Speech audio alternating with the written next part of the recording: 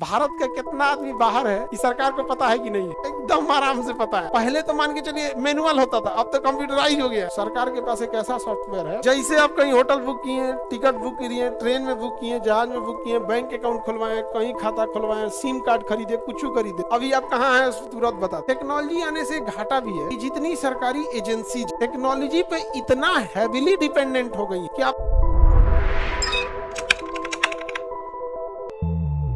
एक बार विदेश घूमने जाएंगे 4 बार मोहर मारेगा पासपोर्ट। एक विदेश भ्रमण पे पासपोर्ट पे कितना मोहर लग। जैसे आप इंडिया छोड़िएगा तो जहाज में बैठने से पहले इमिग्रेशन डिपार्टमेंट हो, तो अगर इंडिया के अंदर घूमना है तो आपको इमिग्रेशन डिपार्टमेंट में जाना ही नहीं। लेकिन अगर इंटरनेशनल फ्लाइट पकड़ेंगे तो आपको कहाँ जाना पड़ेगा? इमिग्रेशन डिपार्टमेंट, और वही आपको फाइनल टिकट देगा। तो इमिग्रेशन डिपार्टमेंट में जैसे जाएंगे ना तो आपका पासपोर्ट लेगा, उसमें कई डायरी टाइप का होता है। क्या है पासपोर्ट? डायरी टाइप का होगा। कोई खाली पेज देखेगा, उसमें उस डेट का मोहर मार दे और उस पर लिखा रहेगा प्रस्थान, मतलब इंडिया छोड़ दी, मोहर हो गया। आज जैसे आज 18 तारीख, आज आप गए इंडिया में, मार देगा 18 तारीख को मोहर कि आप इंडिया 18 तारीख को छोड़ के चले गए। अब गए जहाज में बैठे, दूसरे देश में जैसे उतरेंगे, वो बाहर जाने नहीं देगा, पहले आपको उतरते धर लेगा, कहेगा चलो चलो इमिग्रेशन। अब वो देश वाला आपका पासपोर्ट लेगा, अब वो एक जगह पन्ना पे एक साइड में मोहर मार देगा, इतना तारीख को हमारे देश में आए। अब घूम फिर लिए, अब मान के चलिए 25 तारीख को आप वापस, अब वो कहेगा पहले इमिग्रेशन डिपार्टमेंट, अब वो मार देगा कि 25 तारीख को छोड़ के चल गए। अब आप इंडिया है, उतरते घर चल जाएंगे, फिर इमिग्रेशन डिपार्टमेंट कहेगा लाइन लगो इमिग्रेशन। अभी मोहर मारे, कहाँ मारे थे मोहर? कौन तारीख को गया था? 18। तो कौन कितना बार विदेश गया है ये देखना है तो किस पे देख? पासपोर्ट। भारत का कितना आदमी बाहर है कि सरकार को पता है कि नहीं है? एकदम आराम से पता है।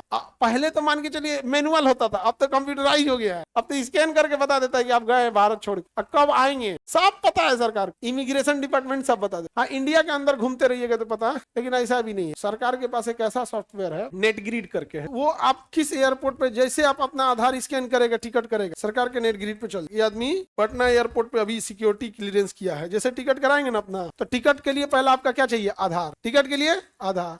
आधार किसके पास है? सरकार। जैसे आप कहीं होटल बुक किए, टिकट बुक किए, ट्रेन में बुक किए, जहाज में बुक किए, बैंक अकाउंट खुलवाए, कहीं खाता खुलवाए, सिम कार्ड खरीदे, कुछ खरीदे, नेटग्रिड एक सॉफ्टवेयर है, वो सॉफ्टवेयर वो आईबी के पास रहता है, ईडी के पास रहता है, तो उसको ज्यादा झमेला नहीं है। सीधे आपका आधार कार्ड लेगा, नंबर लेगा, डालेगा नेट ग्रिड में।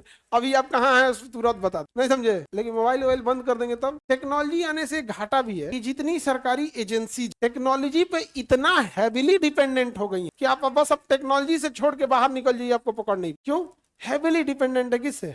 टेक्नोलॉजी। अब जैसे आप मान के चलिए गाड़ी से जा रहे हैं, तो जैसे कोई जगह पार करेंगे तो टोल कटेगा। टोल किससे जुड़ा हुआ है? आपकी गाड़ी से। गाड़ी किसे है? आधार कार्ड। पता चल जाएगी गाड़ी इधर जाए तो वो होशियार रहता है, टोलवा फाड़ देता है, तो कहता है कैश देंगे। कैश क्या दे देंगे? कैश।